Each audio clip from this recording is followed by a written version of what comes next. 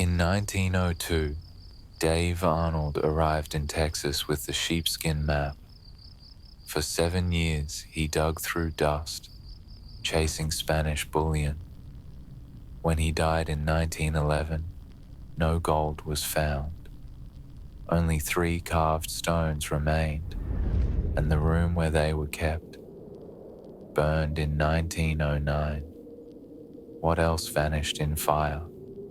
A stone etched with circles, a copper crown fragment, a ledger missing.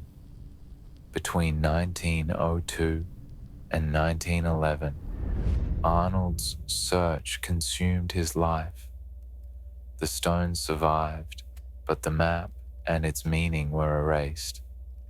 When treasure was imagined, what else was left unread?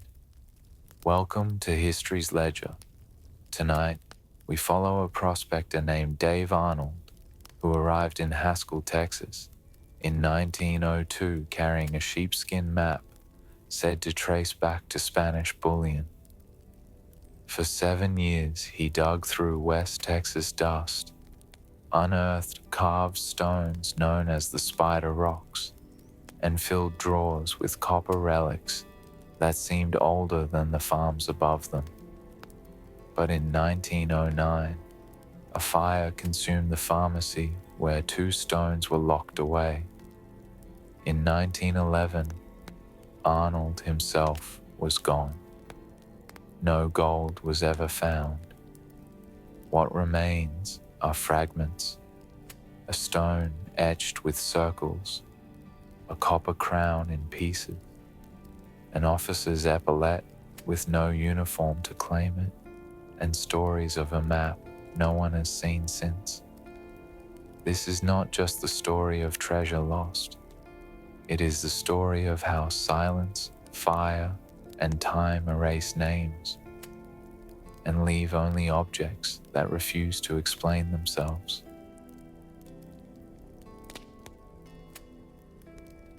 The year was 1902, and the heat over Haskell, Texas, pressed down like a weight. By noon, the dirt streets rippled in the light.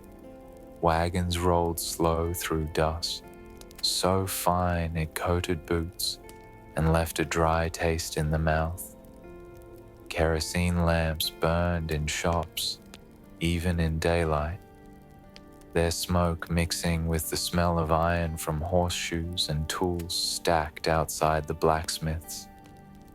Into this setting walked Dave Arnold, a tall, broad man already marked by his white hair.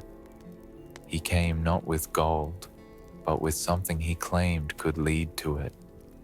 A sheepskin map, wrapped tight in oilcloth, said to be Spanish in origin. Locals who glimpsed it described symbols, not roots, circles, carved letters, and lines that looked nothing like the Texas maps pinned on courthouse walls. Arnold found a partner in Dr. Caleb Terrell, a pharmacist in town. Terrell was known for keeping oddities in his shop: fossils, Indian artifacts, and bottles of pressed plants. Arnold believed Terrell's curiosity would match his own. Soon, the 2 men and a small crew turned west toward the Salt Fork of the Brazos River, carrying picks, shovels, salted meat in cloth, and lanterns to push the dig late into the night. The land was harsh. Days baked the soil hard as brick. Nights carried a thin chill. The men's nails split as they clawed at the dirt, their hands blistered raw. When shovels bit into certain patches of ground, the air shifted, a sharp, metallic odor rising, as though copper still lingered beneath. The first discoveries were fragments, a small dagger-shaped piece of copper, its edges dulled green, a plate notched at the corner, then a thin copper cutout in the shape of a key, though no lock was found for it. But soon, they uncovered something stranger still. It was a flat stone slab carved with concentric circles, Roman numerals, and the letter H.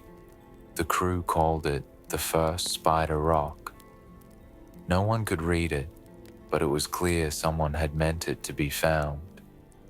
As the dig deepened, more relics surfaced. A foul odor rose from a cavity, and when the dust cleared, bones lay exposed, pale against the red soil. Not far from them, the men recovered a pair of Spanish officers' epaulettes, silvered threads still faintly glinting in the light. They were delicate, out of place in the Texas dust, and unsettling in what they implied, that someone had been here long before Arnold ever arrived and had not left willingly. Arnold took these finds as proof. To him, the spider rock matched his sheepskin map, and the Spanish artifacts confirmed that bullion or relics were close. But others in camp weren't so certain. They had seen the bones, the key with no lock, the epaulettes with no uniform. Each object was real, yet none told the full story. At night, the men sat by the salt fork under lantern light, the smell of mesquite fires in the air, the carved stone leaning against a wagon. The silence weighed heavier than the heat. No gold had been unearthed, no chest uncovered, only fragments that refused to explain themselves. And as the wind carried dust over the Brazos, some began to wonder if Arnold's map would lead not to treasure, but only to more silence. By 1905, Dave Arnold had already spent 3 years chasing the symbols from his sheepskin map. The salt fork had given him copper fragments, bones, and a carved spider rock, but no bullion. He moved east toward the town of Clyde and began digging on the farm of Jacob Sabrinsky. Neighbors remembered him at the supper table, asking about a peculiar patch of land where 2 cottonwoods grew from the same hollow, their trunks twisted together, their roots entwined. Arnold leaned in and told the farmer it was a sign, the kind of marker Spanish soldiers would have used when they buried something they couldn't carry away. The first strikes of the shovel broke through ordinary clay. Then the ground changed. The men hit brickwork, laid carefully into an arched shape. Bricks were not common in that part of rural Texas in 1905, not laid like this, and certainly not 30 feet down. They had uncovered the mouth of something made by hand. The dig pressed on. Water seeped through seams, trickling into buckets faster than they could be hauled up.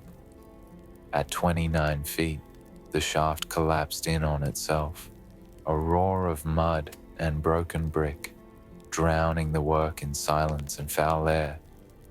When the men climbed out, their clothes reeked of mildew and iron. The hollow never dried again. But before it flooded, the earth had given up more fragments.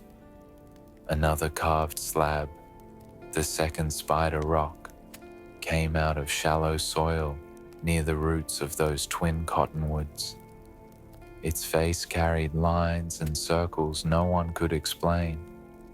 Some saw a compass, others saw a snare. Arnold said it was a key. Alongside the stone were objects that seemed too refined for the rough soil. A copper dagger, its edge flaked green, but still sharp at the point. Fragments shaped like a crown, their edges worn but unmistakable in their curve.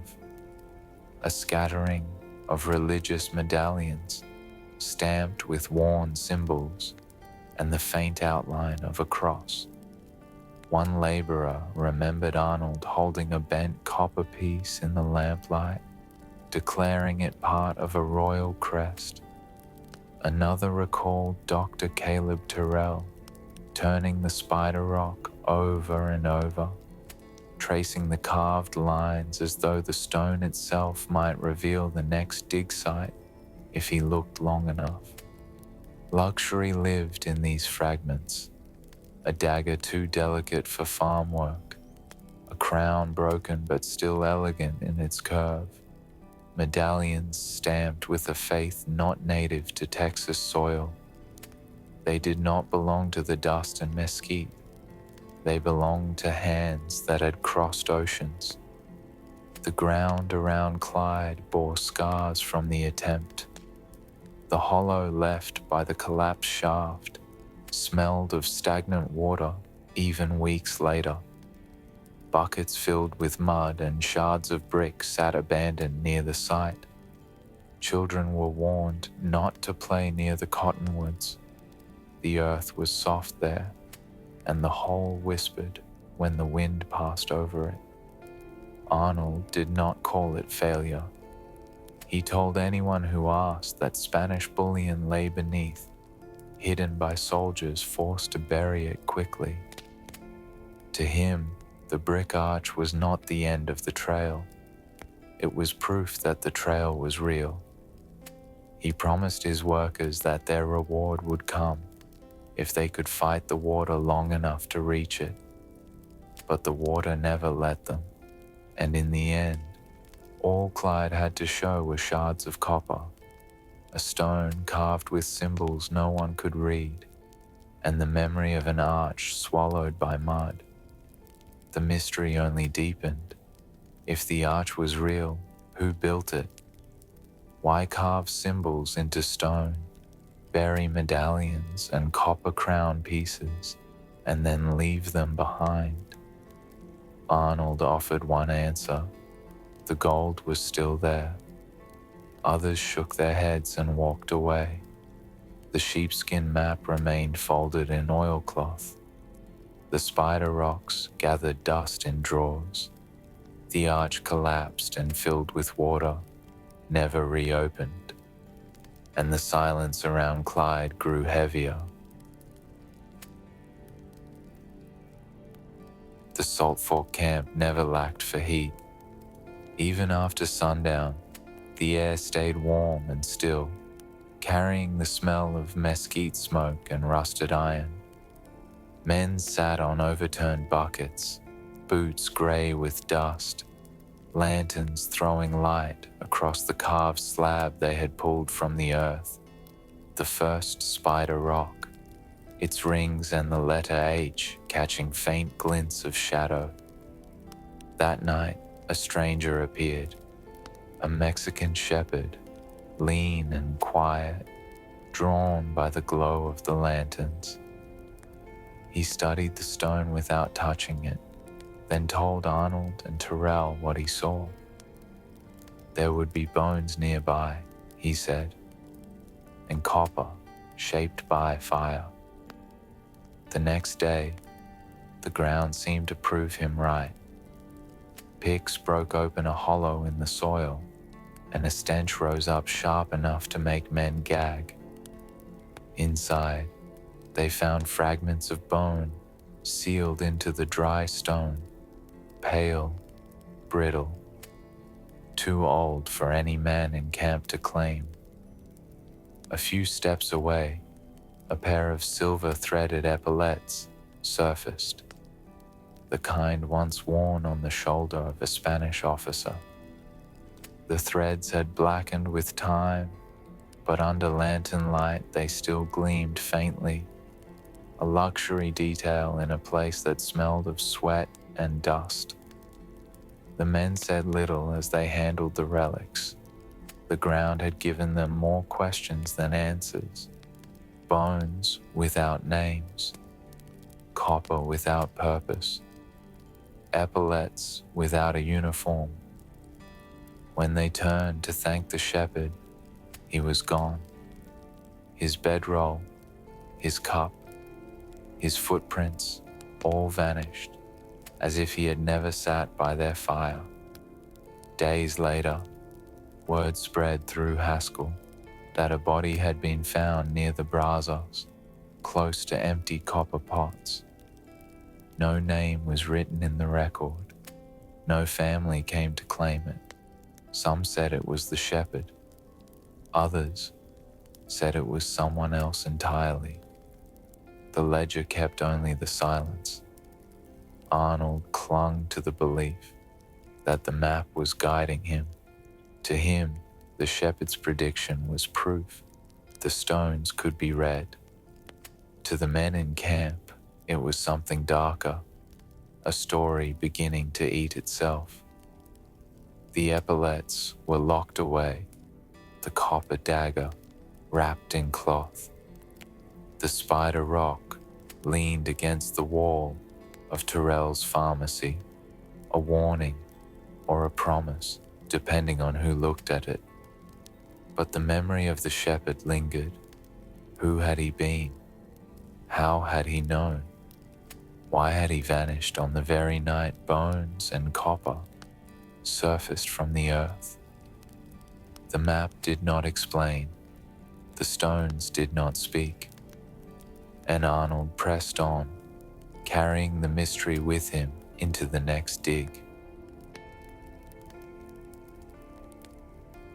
By 1909, the weight of Arnold's search had shifted from the riverbanks to the center of town. Digging along the Salt Fork and the hollow near Clyde had produced stones and relics, but never the gold he promised. So the evidence, the carved slabs, the copper shapes, the officers' epaulets, found a new resting place inside Dr. Caleb Terrell's pharmacy on Haskell's main street. The pharmacy was a curious building. Its front room smelled of camphor, alcohol, and tobacco. Glass bottles lined the shelves, filled with powders and colored liquids. A row of drawers ran the length of the wall, some labeled neatly, others marked in pencil or scratched by hand. In the back stood a safe, black and square, bolted into stone. Neighbors noticed changes after Arnold partnered with Terrell. A few swore they had seen one drawer marked with the words, "Stone map, do not touch." Others whispered that two carved rocks, spider rocks, etched with symbols no one could read, had been carried into the pharmacy at night and wrapped carefully in cloth. They were said to be locked in the safe. What else lay in there? No one could say. That spring, fire broke out. The blaze began fast. Some said it started with a lamp falling across a shelf of alcohol. Others believed it was sparked by chemicals stored too close together. Within minutes, flames leapt from counter to rafters. The air filled with the sharp reek of burning spirits and oil. Smoke boiled into the street, heavy enough to sting eyes at a distance. Townsfolk rushed with buckets, but the water turned to steam before it reached the walls. Witnesses remembered the sound more than the sight. Glass bursting, timber collapsing, a low roar punctuated by the hiss of boiling liquids. When the roof gave way, sparks scattered into the night like coins tossed into the dark. By dawn, little remained but charred beams and the warped outline of iron shelving. The walls stood black and brittle. The glass windows melted into warped puddles along the street. The air smelled of ash and scorched medicine, bitter, chemical, clinging. The safe was pulled from the ruin, its door scorched but intact. When men pried it open, they found only heat and silence. No public list was ever written of what had been inside. Terrell admitted the most important relics were gone, but offered no explanation beyond that. Some swore he salvaged papers before the fire.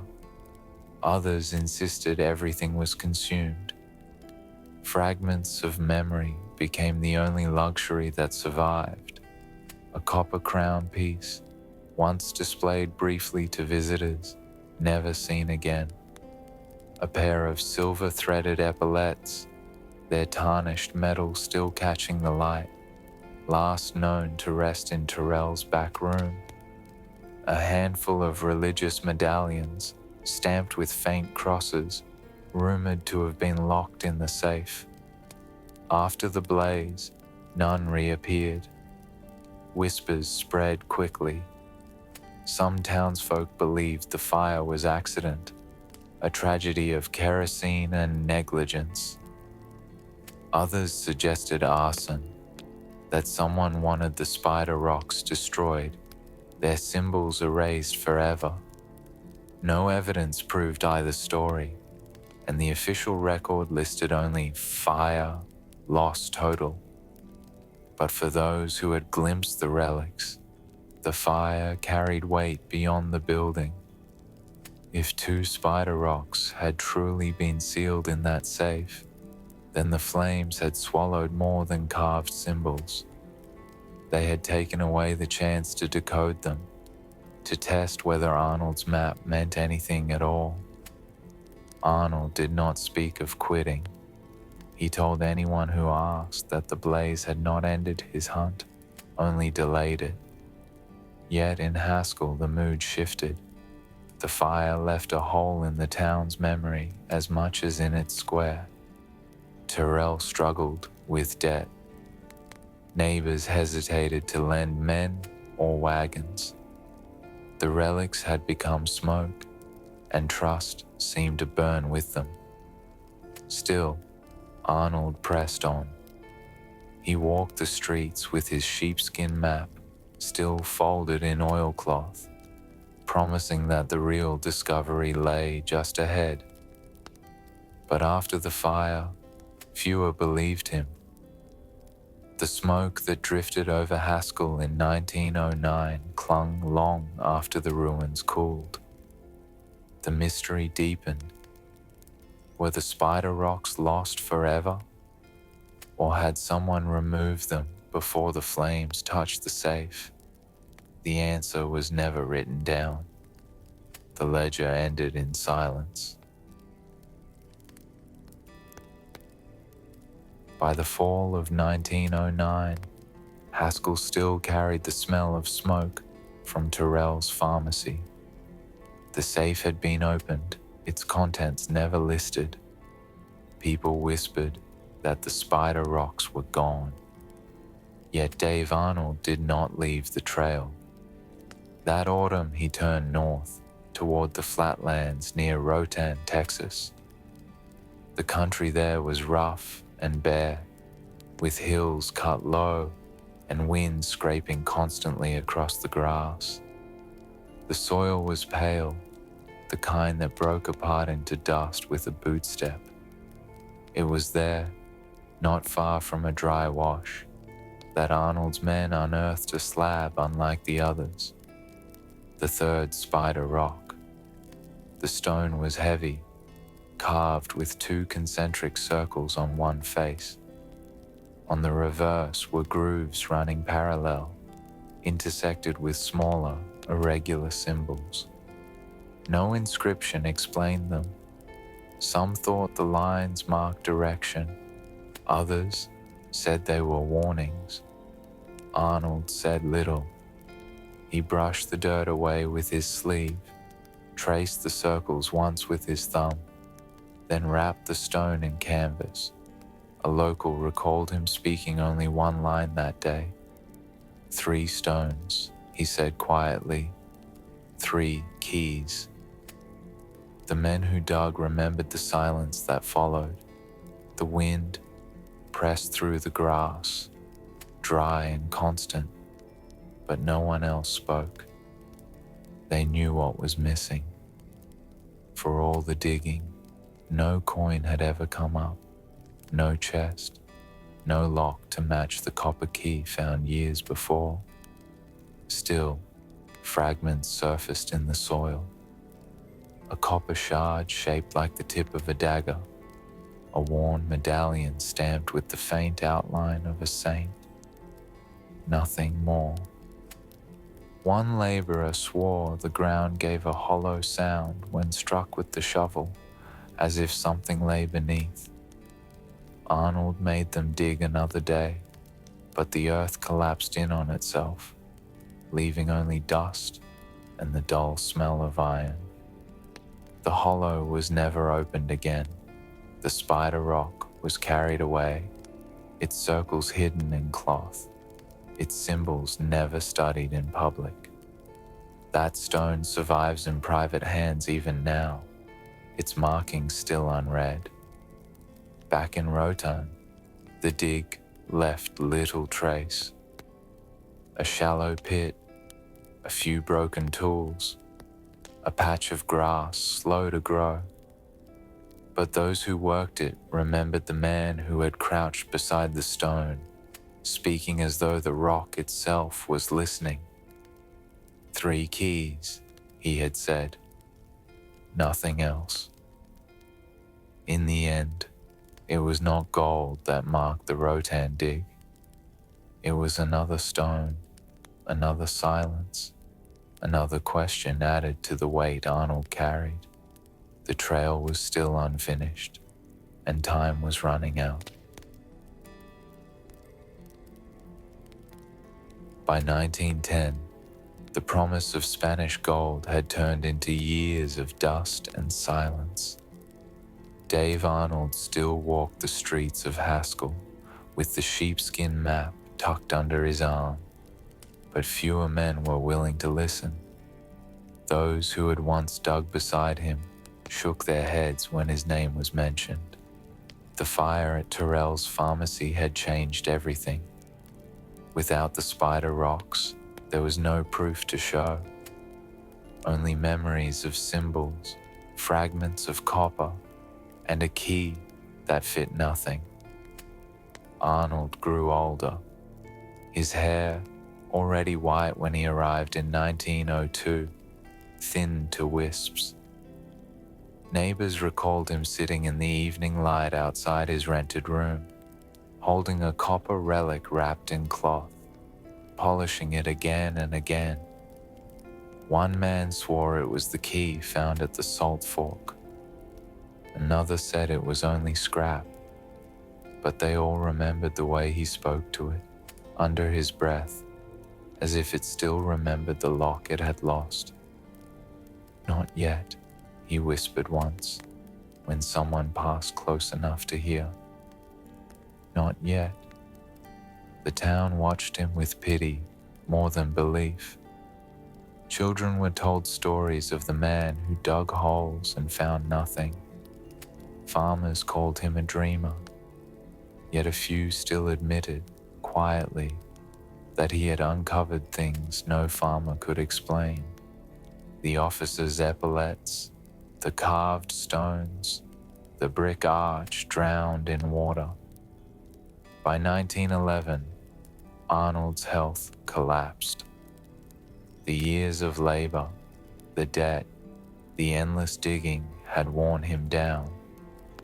He died without heirs, without wealth, and without the treasure he had chased for nearly a decade.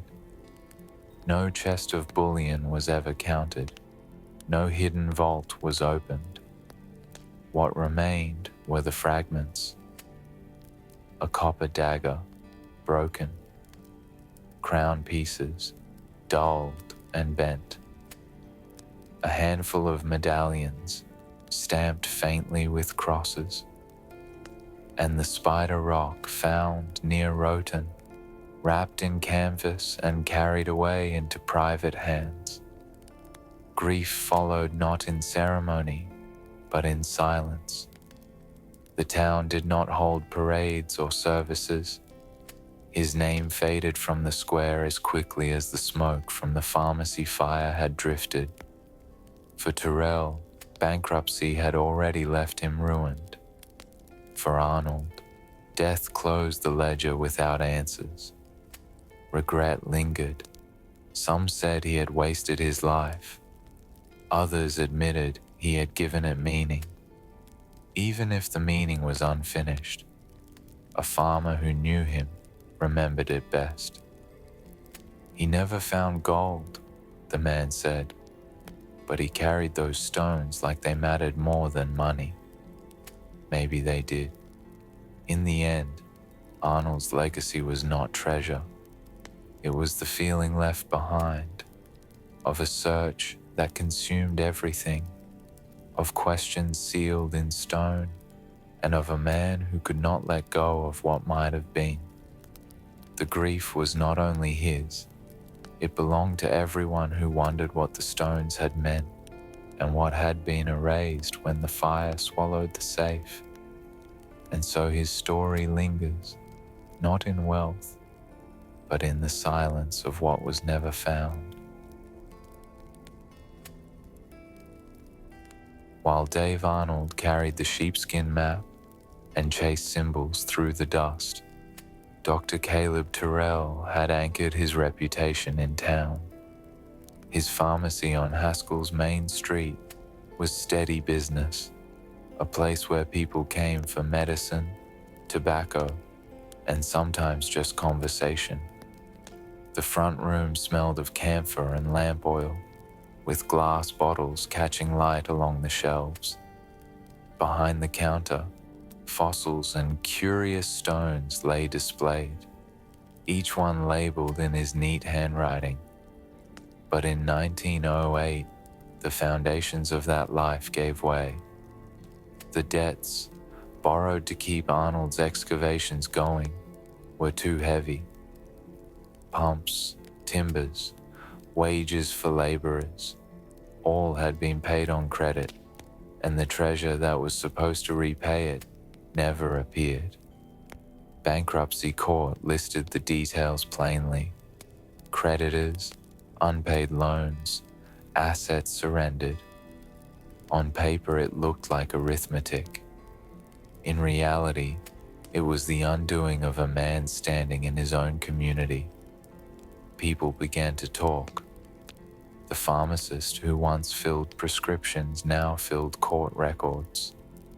Some called him gullible, saying he had been led astray by Arnold's obsession. Others thought he had believed too deeply himself. Either way, his good name frayed. Then came 1909, and the fire. It started after dark. Flames leapt along the counters, feeding on shelves of alcohol and oils. Neighbors rushed to help, but the blaze ran faster than buckets. They remembered the sound of bottles bursting, glass shattering under heat, the sickly smell of burning medicines that clung to the air for days. By morning, only a shell of blackened walls remained. In the street, men dragged out the safe. Its iron sides were scorched, its hinges warped. When the door was forced open, what lay inside was never made public. Some swore the carved stones were there and had been reduced to ash. Others said the rocks would never have burned, that they had been removed beforehand. No inventory was entered into the county record. The silence that followed was its own verdict. What had once seemed refined now turned ghostly. A copper-crowned fragment Terrell had shown a visitor a year earlier was never seen again. Spanish epaulets, delicate with silver thread, were remembered only in stories. Religious medallions whispered about in town, vanished from mention. Fossils and curiosities, once carefully displayed, ended in dust. Terrell himself changed. He walked less on the square, avoided questions, and stood apart at gatherings where once he had been at ease. One neighbor recalled passing him outside the ruins. He was staring at the safe, hands deep in his pockets. When asked quietly what had been inside, he answered with only 4 words. It held everything once. After the fire, his ruin was complete. Bankruptcy had taken his finances, the blaze had taken his reputation, and the town's faith in him had gone with the smoke. The collapse of Terrell echoed Arnold's fate. Both men had believed in the stones, in the symbols, in a treasure hidden beneath Texas soil. Arnold gave his years, Terrell gave his livelihood. What they shared was silence at the end. No gold, no proof, only fragments. Yet the fire left behind one question no one resolved. Did the stones vanish that night, or had they already been carried into another silence, hidden where no one would ever look? For Arnold and Terrell, the hunt for Spanish gold was not a fantasy plucked from thin air. The ground beneath Texas carried centuries of rumor, record, and evidence of Spanish presence. To believe in treasure buried here was not entirely unreasonable. By the late 1500s, Spanish expeditions had crossed the Rio Grande. They came searching for silver and land, carrying banners, muskets, and Catholic crosses. In the 1600s and 1700s, they raised missions across what is now Texas. Priests rang iron bells while soldiers marched in boots heavy with dust. Coins and bullion moved north from Mexico toward Louisiana, guarded by convoys that cut across plains and rivers. Traveling through West Texas, these routes left traces. Mule shoes rusting in sand, religious medallions stamped with saints, fragments of chainmail pulled from the soil. Even in Arnold's day, farmers plowing fields turned up odd relics, not farm tools, but Spanish. The landscape itself bore the memory. Dry riverbeds carried glints of ore. Hills cut sharp against the horizon looked as if they had been marked, stacked, or carved. The wind carried grit that tasted faintly metallic on the tongue. At night, coyotes howled across open ground where soldiers once tethered horses. Luxury was part of this presence. Spanish officers wore epaulets threaded with silver, gilt hilts on their swords, and medals pressed with symbols of faith. Their wealth was tangible, visible in the objects they carried, and sometimes lost.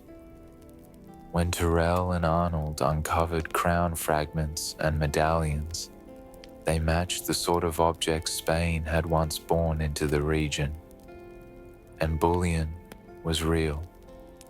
Records note shipments of smelted bars carried through Chihuahua, Coahuila, and into Texas. Some convoys vanished. Raiders struck. Storms scattered men. Wagons overturned. What was buried in haste might never have been retrieved. For a prospector like Arnold, a sheepskin map etched with symbols did not sound absurd. It sounded like a fragment of a lost record. The sensory landscape fed the belief. The smell of mesquite fires drifted where missions once burned incense. The dry taste of dust lingered over trails where soldiers had carried salted meat and wine in barrels. Stones cracked in the heat, sounding like faint musket fire. Each fragment of the present felt like an echo of the past. For townsfolk in Haskell and Clyde, this history explained why Arnold's hunt had credibility. He was not chasing mere legend.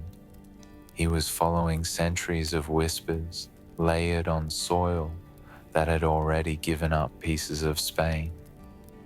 The question was never whether the Spanish had been there. They had.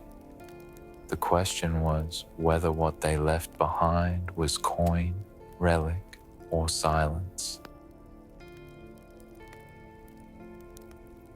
Among the fragments unearthed at Clyde, few stirred more debate than the pieces shaped like a crown. They were thin sheets of copper, curved delicately, their edges broken but still suggesting a circle.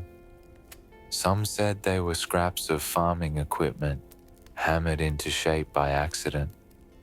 Others saw something else: ornament, ritual, or authority. Arnold called them proof. When brushed clean, the fragments carried a dull shine, and for a moment they looked less like ruins and more like remnants of regalia. Farmers who had never seen a crown in their lives now whispered that one had been buried in their soil. The ground gave up other luxuries too. A dagger blade, corroded but sharp at the point. Religious medallions stamped with faint crosses. A key, small and ornate, with no lock to match it. Each item hinted at refinement out of place in the mesquite scrub. Spanish officers had indeed carried such things. Epaulets with silver threads, medallions blessed in chapels, keys to chests of coin or reliquaries of faith. That these objects, or echoes of them, surfaced in Clyde lent the dig a strange weight, yet none were whole. The crown was only pieces, the dagger broken, the medallions worn to outline.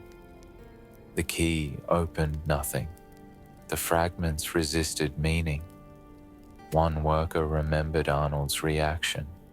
He turned a shard of the crown in his hand, then said quietly, "They didn't leave in peace." It was a thought that lingered. Were these relics discarded, lost in haste, or deliberately buried, markers for something deeper? The crown fragments vanished after the fire at Terrell's pharmacy. No photograph survives. No inventory lists them. Only recollections. Dull copper, curved edges, faint ornament. Luxury had been there, for a moment, then erased. And like the spider rocks, the fragments left more questions than answers. What was the crown meant to signify? Wealth, power, a warning? The mystery never closed. It only shifted, from soil to fire, from object to silence. Every treasure story leaves behind a paper trail, or should. Receipts, inventories, court filings, pawn slips, records scribbled by clerks who never thought their handwriting would matter to history. But with Arnold and Terrell, the trail thins where it should be thickest. When Terrell declared bankruptcy in 1908, the court listed loans, creditors, and the surrender of property. But there was no mention of the carved stones, no line item for copper relics, not a word about medallions or crown fragments. The artifacts seemed to have slipped through the cracks. The fire a year later deepened the silence. In a town like Haskell, official records of fire losses were usually detailed: property destroyed, valuables claimed, insurance disputes settled. For Terrell's pharmacy, the file is short, too short. No list of what the safe had held, no inventory of the drawers marked with penciled warnings, just a line that said, "Loss, total." Neighbors remembered otherwise. They swore that in the months before the blaze, Terrell had shown them relics with his own hands: a crown piece, a medallion stamped with a faint cross, the copper key. They described him opening drawers, lifting cloth, handling the objects carefully. Yet once the smoke cleared, none were ever produced again. The ledger had vanished. It was not only paper that went missing. Objects seemed to slide out of the story, as though pulled deliberately into silence. The spider rocks, especially. Some said they were locked in the safe that burned. Others swore they had been carried out beforehand, hidden elsewhere. Both stories can't be true, but both survive. The absence itself became part of the legend. Farmers told each other that the Spanish relics had been saved and were hidden on private land. Others said the crown had melted in the heat, the medallions reduced to ash, the map destroyed. The truth was never settled. Luxury details sharpened the loss. Imagine a copper crown fragment, curved and deliberate, recorded in no ledger. A silver-threaded epaulette, once lifted into lamplight, now lost without explanation. A medallion stamped with a saint's face, rumored but never documented. These weren't just objects, they were anchors for belief. Without them, all that remained was rumor, and yet the silence was not total. A few fragments survived outside the official record. Farmers remembered holding the dagger-shaped copper.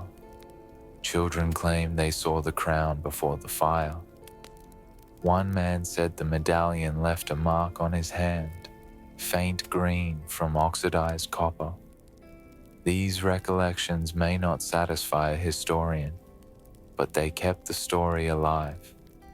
The missing ledger left a gap larger than fire alone could explain. Was it an oversight, negligence, or deliberate erasure? Did someone remove the objects before the flames touched the safe? Or did the silence itself become the safest vault of all? A ledger should preserve the truth. But here, the ledger became its own mystery, and more than a century later, we are left not with what was written, but with what was erased. So if you've stayed with me through this page of the ledger, tell me what you think. Was it accident, or was it silence by design? Leave your thoughts in the comments, like this video, if the fragments stayed with you, and subscribe so you don't miss the next chapter, where the stones themselves resurface, still in private hands, still unread. The fire at Terrell's pharmacy was supposed to have erased everything: the drawers, the fossils, the copper relics, the stones. Yet the spider rocks did not vanish completely. One surfaced years later, the Roten slab, wrapped in canvas, carried into private collections. Today, it rests outside the public eye, in hands that rarely show it, marked by 2 concentric circles and a series of irregular grooves. Its weight is undeniable. Its meaning is still unanswered. Another stone, some said, was rescued from the blaze. A neighbor recalled a figure carrying something heavy from the pharmacy before the roof collapsed. He described it as a flat object under cloth, held tight against the chest. He never saw it again. Did the man save a spider rock? Or was it only imagination filling the gap? The silence of ownership became its own barrier.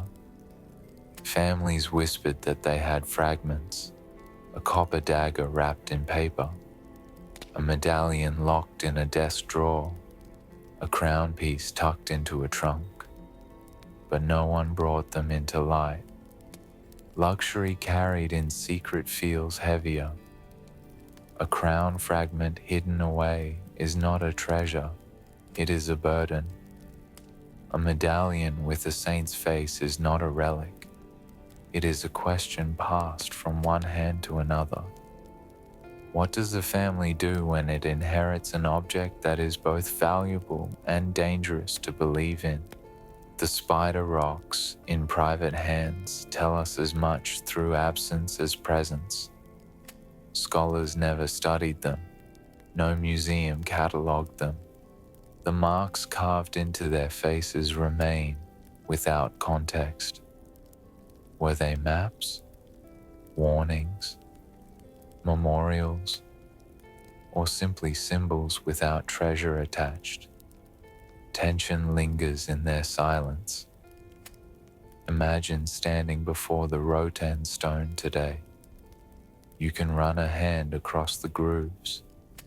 You can trace the circles with your thumb, but you cannot know what they meant, and the stones will not answer. One collector, pressed to explain why he kept such a thing, is said to have shrugged. It belongs to history, not to me. That was all. But history left outside the record becomes legend, and legend without proof becomes silence. The private owners may believe they are preserving the stones, yet in truth, they are preserving the mystery. By refusing to release them, by holding them in darkness, by letting the story remain unfinished. So we ask, what matters more, that the stones survived or that they remain unread? Even now, in private safes and trunks, objects are said to wait. A copper key that never turned, a crown fragment curved but broken, a medallion dull with age. They are still here. We simply do not see them. And perhaps that is the final riddle. If a stone survives but no one reads it, does the story end? Or does it begin again every time we ask the question? History doesn't survive only in stone. It lingers in memory, in the way people tell stories years later, in voices softened with age, in details that seem too small to invent. On the Sabrinsky farm near Clyde, neighbors remembered Dave Arnold arriving at supper with dust still on his boots. He ate slowly, saying little, then leaned forward at the table. 2 trees, he said, pointing east. Roots that twist together, that's where they marked it. His voice was steady, but the way he stared past the lamp flame unsettled them. The next week, shovels struck brick under those very trees. Farmers who saw the hole still spoke of it years later. They remembered the sound of brick collapsing underwater, the smell of mildew and iron rising from the shaft, and Arnold standing at the edge, mud clinging to his boots, refusing to step away. In Haskell, families recalled visiting Terrell's pharmacy before the fire. Children pressed their noses to the glass to look at fossils and oddities. Behind the counter, the air smelled of alcohol, tobacco, and chalky powders. Some swore they had seen Terrell lift a cloth and reveal a copper piece curved like a crown. One child remembered touching it, cold, metallic, leaving a faint green stain on her fingertip that wouldn't wash away until morning. Farmers told of relics shown briefly, then hidden. A dagger-shaped copper shard, wrapped in paper. A medallion stamped with the saint's face, passed across a counter only once. Epaulets faint with silver thread, held in lamplight, and then locked away again. They were luxury glimpses in lives usually measured by harvests and weather. Not all recollections were certain. One man admitted he was never sure if he saw a spider rock or simply heard too many stories of one. Another claimed he saw Arnold polishing a key in the evening light, whispering to it as though it might answer. "Not yet," Arnold said, his thumb tracing its edges. The neighbor walked on, too uneasy to ask more. The senses anchor these memories. The grit of red soil under nails, the bitter taste of dust at supper, the gleam of copper under lantern light, the sharp smell of kerosene in Terrell's shop, the silence of men standing around a hole that should have held something, but didn't. Emotion lingers in the retelling. Some spoke with pity, Arnold and Terrell ruined by obsession. Others spoke with unease, that the relics proved something was there, even if the treasure never surfaced. And a few spoke with reverence, convinced that the men had touched a truth larger than themselves. None could say for certain, but all agreed the memory stayed. The stones may have survived in fragments, but the sheepskin map, the very heart of Arnold's search, never surfaced after his death. Those who glimpsed it described a sheet folded tight, stitched along the edges with silver thread, its surface marked not with towns or rivers, but with symbols, circles, lines, a letter carved in an old hand. They said the leather smelled faintly of oil and smoke, as if it had been carried through campfires too many times. No photograph exists.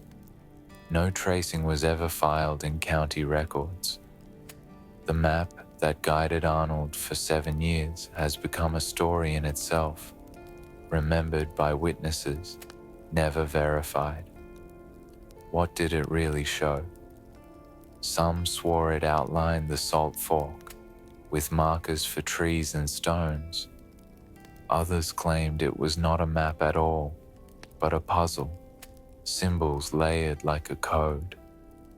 A farmer who saw it once recalled, it wasn't places, it was marks. Like someone wanted to be remembered, not followed. The mystery is sharper because no one ever studied it properly. A parchment can be analyzed, ink tested, fibers traced. But the sheepskin was buried with Arnold's life. Without it, we are left only with recollections and fragments of description. Luxury threads through the story of the map. Sheepskin stitched with silver was no frontier scrap. It was crafted with intention. preserved against damp and time? Was it made in Mexico, Spain, or by hands closer to Texas, echoing a style no one now recognizes? Arnold guarded it carefully. Neighbors said he never slept without it folded under his pillow. He unrolled it only in pieces, never the whole sheet at once. Why such secrecy? Did he fear theft? Or did he know the symbols would collapse under scrutiny? The unanswered questions are the map's true weight. If it was Spanish, why was it never entered in any archive? If it was real, why did Arnold never show it publicly to prove his search? And if it was a forgery, who made it convincing enough to consume a man's final decade? We may never hold the sheepskin again, but the silence it left feels deliberate. Perhaps the map was not meant to be followed. Perhaps it was meant only to keep the search alive. And so we ask, is a vanished map more powerful than a proven one? Does the absence itself explain why the story still lingers? Of all the sites Arnold dug, the one that seemed closest to revealing something extraordinary lay beneath 2 cottonwoods on the Sabrinsky farm near Clyde. Their roots twisted around each other, rising from the same hollow, as if marking the ground for a reason. Arnold had noticed them at supper and pointed toward them with a certainty that unsettled the room. The first shovels hit soil that broke apart easily, red and dry. But at 20 feet the sound changed. Picks struck something hard that echoed through the shaft. When the men cleared away dirt, they found brickwork, arched neatly into place. Bricks were rare here, rarer still laid carefully into a structure 30 feet down. The hollow opened into something man-made. Water seeped through the seams. Buckets were lowered, filled and raised, only for more to trickle in. At 29 feet, the shaft collapsed with a roar, bricks breaking loose and mud rushing up. The men scrambled out, boots slipping, lungs burning from the smell of stale water and iron. When the dust settled, the arch was drowned, hidden forever under silt. But even before the collapse, the earth had surrendered fragments. A dagger-shaped copper piece, still sharp at its tip. Curved shards, thought to be part of a crown, edges bent but deliberate in shape. Religious medallions, stamped with faint crosses, dug from the soil near the arch. Luxury had surfaced where only dust should have been. One worker later said, "It didn't look like accident. Someone had built something there. Someone wanted it sealed." His words carried the unease of a man who had seen too much, but understood too little. The collapse left a scar on the farm. Even weeks later, the air above the hollow smelled of mildew. Grass refused to grow near the cottonwoods. Buckets filled with mud and shards of brick were left where they had been tipped over. Families warned children to stay away. The ground was soft, untrustworthy, as though the earth itself was remembering. Arnold refused to call it failure. He told the men it was proof that treasure lay beneath, hidden by soldiers who had no time to carry it away. To him, the brickwork was not the end, it was the beginning. He promised to return with better pumps, better timbers, more labor. But those promises faded The hollow never reopened. The second spider rock, carved with circles and letters no one could read, was pulled from shallow soil near those same trees. Arnold claimed it matched the symbols on his sheepskin. Terrell traced its lines under lamplight again and again, as though trying to force sense into the stone. Yet neither man could make it speak. What was the arch meant to be? A storage vault?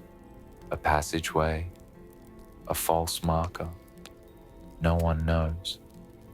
The absence of answers turned it into something more haunting than proof. Luxury and mystery met in that hole. Crown fragments buried in mud, medallions dulled by water, a brick arch too careful to dismiss, too incomplete to trust. Fire does more than destroy. It edits. It decides which parts of history remain and which are erased forever. When Terrell's pharmacy burned in 1909, the town saw only the flames, shelves collapsing, glass exploding, smoke pouring into the street. But what it took was quieter than the roar. The safe, the drawers, the artifacts whispered about but never listed. Neighbors spoke of the smell of alcohol and medicine boiling in the heat, a sickly sweetness that clung to the air for days. Children peered through the charred windows the next morning and saw only blackened counters, beams collapsed into ash. But they knew more had been lost. The spider rocks, if they were truly in that safe, vanished into silence that night. Alongside them, perhaps, the crown fragments, medallions, the dagger-shaped copper, refined things that carried weight far beyond their size. Luxury erases differently when fire is involved. A medallion stamped with a saint's face can melt into an unrecognizable lump. A crown piece curved like regalia can twist into a fragment of scrap. A sheepskin map stitched with silver thread can blacken, curl, and dissolve into ash without leaving a trace. Objects made to last centuries can vanish in minutes when flame touches them. This was not the first time fire had rewritten history. Texas towns knew the pattern well. Courthouses burned, leaving no record of land grants. Church archives caught flame, reducing baptisms and burials to memory. Even Spanish missions fell to sparks and lightning, their stone walls still standing while the documents within turned to smoke. The absence left by these fires became as important as the objects themselves. When a ledger is missing, rumor fills its place. When an artifact is gone, description becomes the only anchor, and description changes with every telling. So it was with Terrell's pharmacy. Some swore they saw a man carry a stone slab wrapped in cloth from the building before the roof collapsed. Others said they watched the safe hauled out, door scorched but unopened until later, and were certain it had been empty. Both versions survive. Neither can be proven. Arnold never stopped insisting that treasure lay beneath Texas soil. But after the fire, fewer listened. The flames had taken more than relics. They had taken credibility. Without the spider rocks, without proof in hand, his words became harder to believe. And yet, the fire may not have erased everything. Stones do not burn. Copper does not vanish in flame. If the relics were gone, It may not have been the fire that took them. Was the blaze an accident of lamp and alcohol? Or was it deliberate, a chance to erase objects that raised more questions than answers? Did someone remove the stones before the fire, locking them away where only a few would ever know? Fire gave the town silence, but silence does not settle. It lingers. And so, more than a century later, the ruins of Terrell's pharmacy are remembered not for the building, but for what no one can agree was lost inside. By the end, there was no gold, no chest carried out of the ground, no key turned in a lock. What Arnold and Terrell had left behind was something harder to measure: the grief of time wasted, the regret of belief that consumed too much, and the quiet collapse of lives built around a promise that never came true. Arnold gave his strength to the search. Years under the Texas sun, boots filled with dust, hands cracked from digging. The sheepskin map was always near, folded in oilcloth, a talisman he believed in even as others laughed. He never found the treasure. Instead, he found isolation. Neighbors shaking their heads, children pointing at the old man who dug holes. He died in 1911, not with riches, but with silence. Terrell gave something different.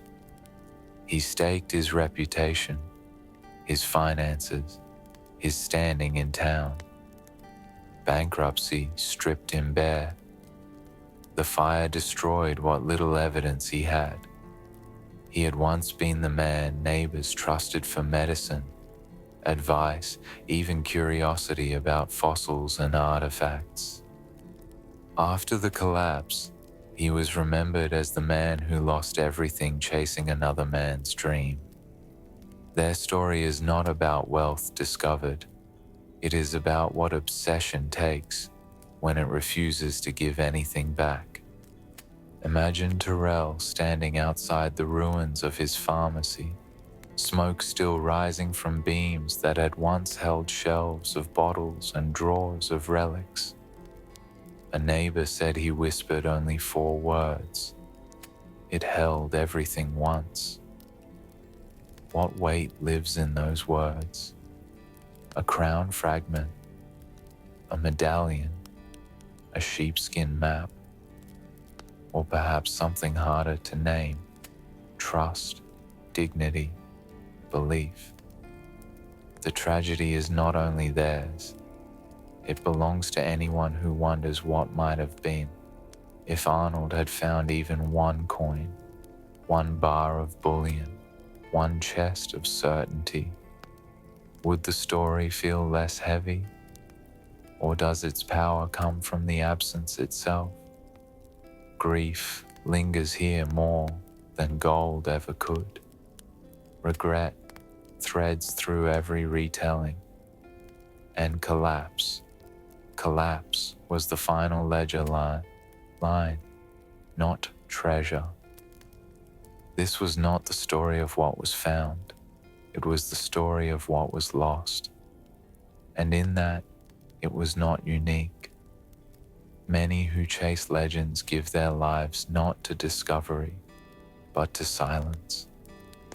Arnold and Terrell simply became the most enduring names in a list of men undone by belief. Among the relics Arnold unearthed was a small copper piece shaped like a key. It was delicate, its edges worn, its shaft short and bent. No one ever found a locket fit. For most, it was a curiosity, another fragment, no different than the crown shards or the corroded dagger. But for Arnold, it became something more. Neighbors recalled seeing him in his final years, sitting outside his rented room in Haskell as the sun went down. He held the key in a cloth, rubbing it with his thumb until it gleamed faintly in the fading light. He treated it as though it were not just metal, but memory. One man swore he heard Arnold whisper to it. "Not yet," he said softly, staring into the copper grooves.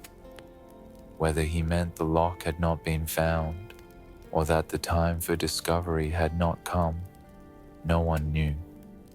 The words carried the ache of unfinished belief. The image lingered in the town's memory, a man polishing a key that opened nothing. It was both pitiful and haunting. Keys are meant for doors, for chests, for locks that hide something behind them. A key without a lock is only a symbol. Yet Arnold poured his faith into that small object, convinced that somewhere there must be a lock waiting for it. The weight of that obsession is hard to ignore. Imagine the feel of the copper, cool at first, warming under his hand, the faint green stain it left on his skin, the sound of his thumb passing again and again over its worn edge, the silence of dusk as he sat with it, believing that it mattered. Luxury had surfaced in other fragments, epaulets with silver threads, medallions stamped with saints, crown pieces curved like regalia. But none held him like the key, because the others were decoration. The key suggested function. It hinted at something beyond itself, and that was enough to consume him. We cannot know if the key ever matched a lock. No record shows a chest recovered. No vault was opened. After Arnold's death, the key itself vanished from the record. Perhaps it was taken. Perhaps it was lost in the ruins of Terrell's pharmacy. Perhaps it still rests in a drawer somewhere, forgotten among papers. What does it mean when the most cherished object in a man's life is something that never served its purpose? Arnold may have believed the key was his proof. In truth, it became his mirror. It reflected the emptiness of the chase, polished, carried, whispered to, but never unlocking anything at all. The tragedy of the copper key is not that it failed to open a lock. It is that Arnold believed in it more than he believed in anything else left in his hands. And so his life ended like the key itself, shaped for something that never appeared. Was the lock ever real? Or was the key always meant to be nothing more than silence in metal? The land itself held the memory of Arnold's search. West Texas in the early 1900s was not forgiving. Summers pressed down with a heat that seemed to shimmer in the air. Dust rose in every gust of wind, filling mouths and lungs, coating boots until leather cracked. The earth here was red and hard, packed with iron, its scent sharp and metallic when the soil was cut open. Every dig carried those reminders. The clang of picks striking stone echoed across dry fields. The smell of mesquite smoke drifted from campfires at night, mixing with the salt of sweat and men's collars. The silence in the hours before dawn was broken only by the creak of wagons and the low, restless sound of cattle moving in the distance. For Arnold, this landscape was both adversary and companion. It took his strength, blistered his hands, and filled his eyes with grit. Yet it also gave him fragments that kept him going. A dagger-shaped shard, a medallion stamped faintly with a cross, a stone etched with circles. Each time the ground opened, it offered him just enough to continue. But the land gave its answers in half measures. The brick arch at Clyde collapsed underwater before it could be entered. The Salt Fork Hollow yielded bones but no names. The Rotan's Spider Rock showed symbols but no translation. Every clue was swallowed back into dust, leaving behind only fragments and questions. Luxury lay scattered against this harsh backdrop. Spanish epaulets surfaced tarnished but still glinting under lamplight. Crown fragments curved like regalia were unearthed from mud. A copper key shone faintly when polished, though it turned no lock. Objects meant for courts and cathedrals now lay in soil that smelled of iron and ash. Their presence made the dust feel heavier, as though the land itself was mocking refinement. The environment turned the search into ritual. Men rose each morning to the feel of grit on their tongues, the sound of shovels biting into clay, the sight of dust clouds curling around their ankles. The air was dry enough to crack lips and damp enough to smell of mildew when shafts filled with water. Each sense carried the reminder that this was not treasure in a palace. It was obsession in the dirt. And through it all, silence pressed hardest. Silence when the spider rock was lifted and no one knew how to read it. Silence when bones surfaced, brittle and pale, and no one dared ask whose they had been. Silence after the fire, when smoke cleared and the safe gave no answers. The dust became more than soil. It became witness. It clung to the boots of men who left the sites behind. It settled over Arnold's map when he unrolled it under lamplight. It crept into Terrell's drawers, smudging the labels until pencil words blurred. What does the landscape remember? Does the wind still carry the sound of brick collapsing at Clyde? Does the iron in the soil hold the scent of copper that once gleamed as crown or dagger? Or is the land content to keep silence, letting men labor until they collapse and then covering their work with dust again? For Arnold and Terrell, the echoes in that dust became heavier than the stones themselves. The land gave fragments, but it kept its secrets. And more than a century later, it still has not answered. In 1911, Dave Arnold's story ended without the treasure he had promised. No bullion surfaced, no chest was lifted from the ground, no lock turned to reveal coin. What he left behind was not wealth, but fragments, and the silence of a life consumed by belief. He had spent nearly a decade carrying the sheepskin map, folded in oilcloth, its symbols guiding every move. He had chased the spider rocks across Haskell, Clyde, and Rotan. He had unearthed copper pieces, medallions, crown fragments, and bones. But in the end, the stones refused to explain themselves. Neighbors remembered him in those last years.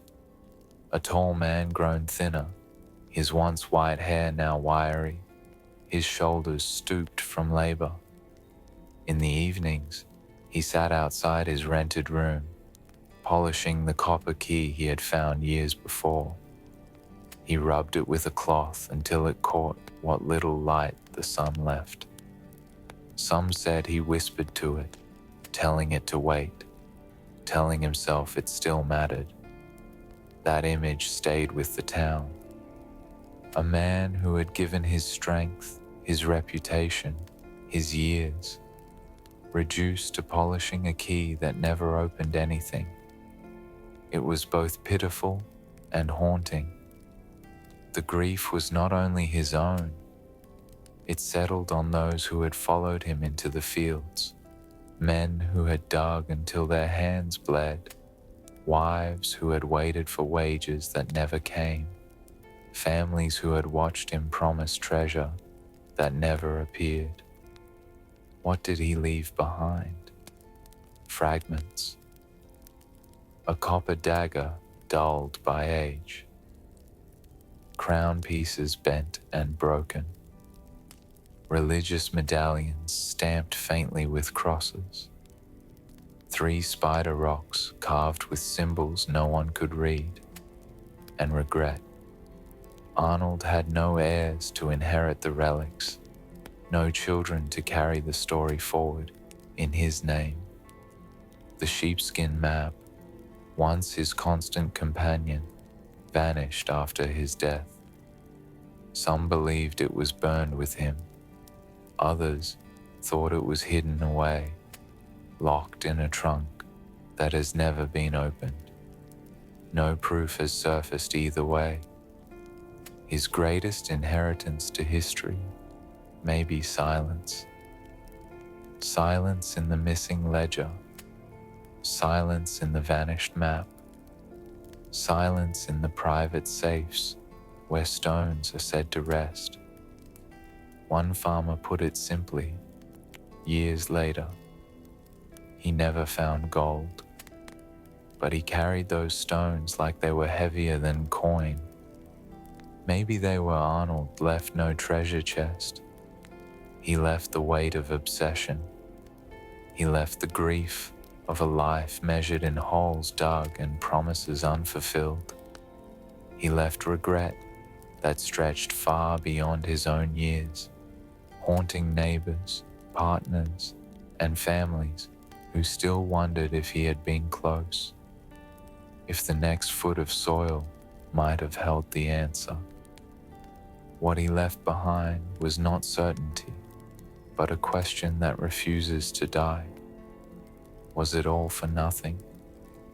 Or was the silence itself the only treasure strong enough to last? More than a century has passed since Dave Arnold died in 1911, and still, his story refuses to settle. No chest of bullion was ever raised from Texas soil. No crown was displayed in a museum. No coin was held up to prove that Spain had left wealth beneath the mesquite and dust. What remains is something harder to measure: fragments, absences, and silence. The spider rocks survive in whispers and in private hands. One, carved with circles and lines, rests unseen, its markings never translated. Others were said to be locked in a safe that burned. Stones do not burn, yet no one has seen them since. Did they vanish in fire? Or did someone take them before the flames arrived? The answer remains hidden. The sheepskin map, stitched with silver thread, vanished when Arnold did. Folded in oilcloth, carried everywhere he went, now gone. No record, no photograph, no copy. Only memory of a map no one was ever allowed to see in full. Was it genuine? A forgery? A symbol of obsession more than direction? The question is still open. The luxury relics, the copper dagger, the crown fragments, the religious medallions, the officers' epaulets have all slipped from view. Some may have melted in fire, Some may have been hidden away. All are remembered, none are verified. Their absence weighs heavier than their presence ever did. And then there is Arnold himself, a man remembered not for what he found, but for what he carried.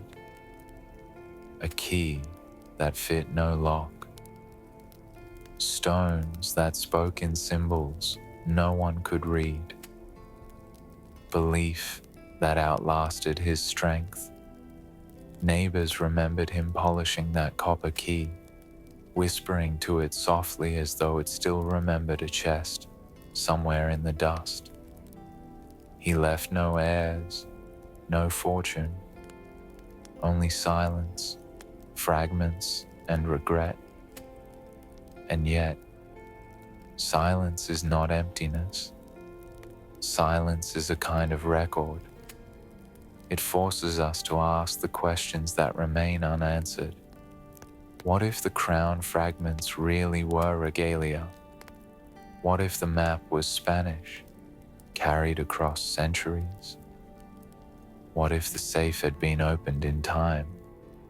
Or what if there was never treasure at all? Only symbols carved to be remembered, not recovered. The ledger of Dave Arnold's search remains open.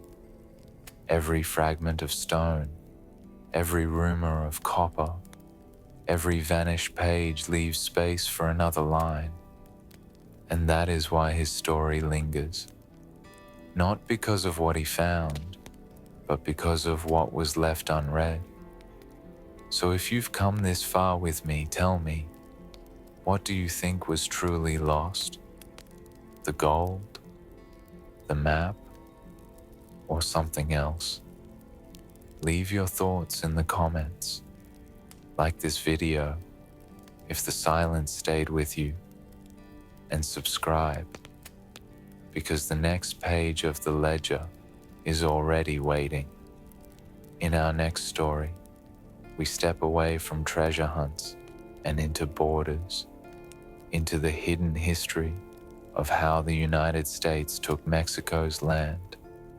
It is a tale of treaties, ambition, betrayal, and the fragments of nations written not on stone, but on maps that redrew the world. If the mystery of Arnold's vanished treasure held you, you won't want to miss the secrets behind how an entire country's boundaries shifted and what was erased in the process. The ledger does not close here. It turns to the next chapter,